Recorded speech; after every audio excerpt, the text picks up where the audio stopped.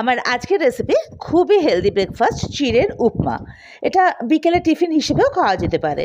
4-5 জনের আন্দাজ এই রেসিপিটা করতে তেল লাগে মাত্র 2 চামচ, আর ঝটপট হয়ে যায়, খেতে তো ভালো লাগেই। তো চলুন শুরু করা যাক। এর জন্য আমি নিয়েছি মেজারিং কাপের 2 কাপ চিড়ে। চিড়েগুলো খুব মোটাও না আবার খুব পাতলাও নয় কিন্তু।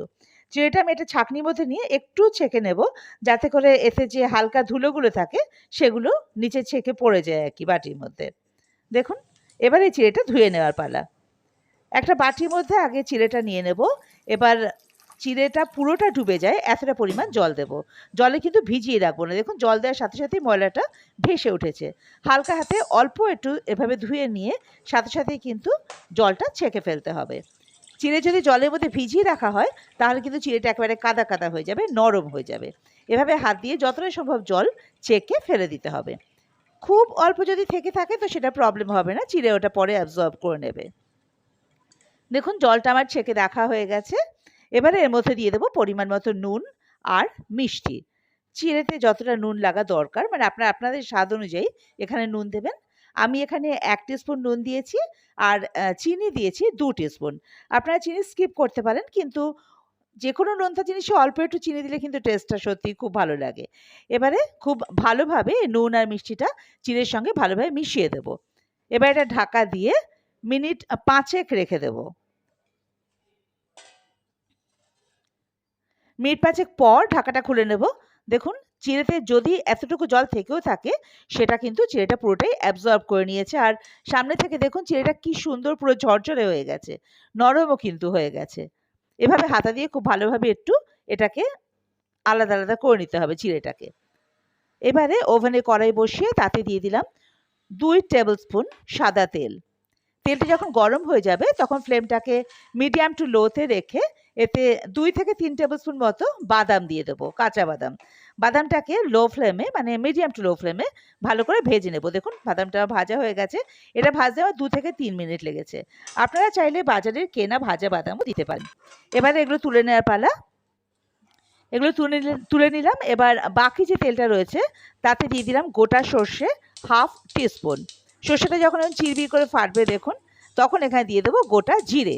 গোটা জিরেও হাফ টিস্পুনই দেবো। এবারে এর মধ্যে দিয়ে দেবো কুচনো আদা অল্প একটু, 1/3 টিস্পুন। আর দেবো একটা কাঁচা লঙ্কা কুচি। আপনারা যে যেরকম ঝাল খান সেই অনুযায়ী কিন্তু কাঁচা লঙ্কাটা দেবেন। এবারে একটু নাড়াচাড়া করে এর মধ্যে দিয়ে দেবো কারি পাতা। কারি পাতা অপশনাল, যদি না থাকে না দিলে ক্ষতি নেই। তবে কারি পাতা দিলে গন্ধটা খুব সুন্দর আসে, তাই কারি পাতা দিলাম এখানে 12-14টা মতো কারি পাতা দিলাম।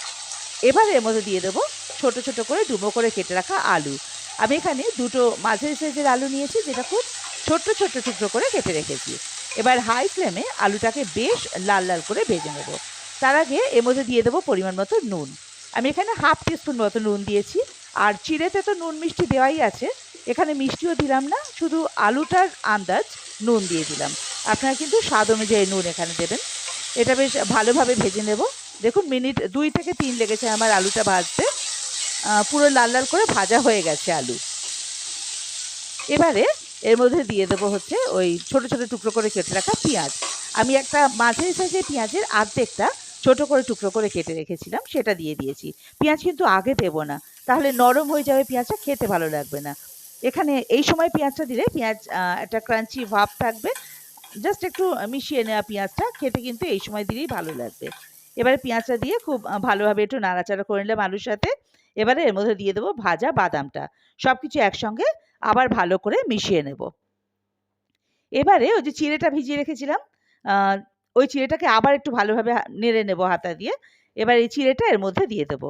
চিড়েটা যখন দেওয়া হয়ে যাবে কড়াইতে, তারপরে কিন্তু আর বেশিক্ষণ এটা কড়াইতে রাখা যাবে না। তাহলে কিন্তু এই চিড়েটা খুব স্টিফ হয়ে যাবে, কীরকম শক্ত শক্ত হয়ে যাবে। তো এটা কড়াইতে দেওয়ার পরে একটু নাড়াচাড়া করে জাস্ট উপকরণগুলো সব একসাথে মিশিয়ে দেবো।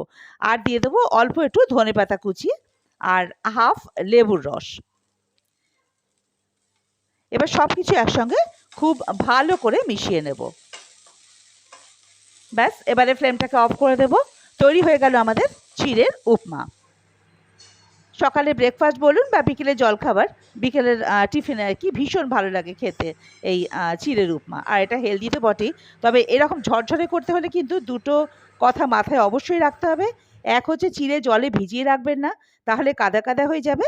আর ২ নম্বর হচ্ছে কড়াইতে চিড়ে দেওয়ার পরে বেশিক্ষণ কিন্তু নাড়বেন না, তাহলে চিড়ে স্টিফ হয়ে যাবে, শক্ত হয়ে যাবে, খেতে ভালো লাগবে না। এবার চিড়েটা সার্ভ করে দেওয়া পালা। একটা প্লেটে চিড়েটা দিয়ে ওপর থেকে অল্প কিছু বাদাম, একটু ধনেপাতা কুচি আর একটু ঝুরি ভাজা ছড়িয়ে সার্ভ করুন। ঝুরি ভাজাটা অবশ্যই অপশনাল, কিন্তু যেহেতু চিড়েটা নরম, মুখে একটুখানি বাদাম বা ঝুরি ভাজা পড়লে আর কি খেতে কিন্তু বেশ ভালো লাগে। আপনারা অবশ্যই বাড়িতে এটা ট্রাই করবেন, আর কেমন লাগলো আমাকে কমেন্ট বক্সে জানাতে ভুলবেন না। আর আমার চ্যানেলটা যদি সাবস্ক্রাইব করা না থাকে, তাহলে অবশ্যই আমার চ্যানেলটা সাবস্ক্রাইব করে আমার পাশে থাকার অনুরোধ রইল। আর বেল আইকনটা কিন্তু প্রেস করে দেবেন ফার্দার নোটিফিকেশনের জন্য।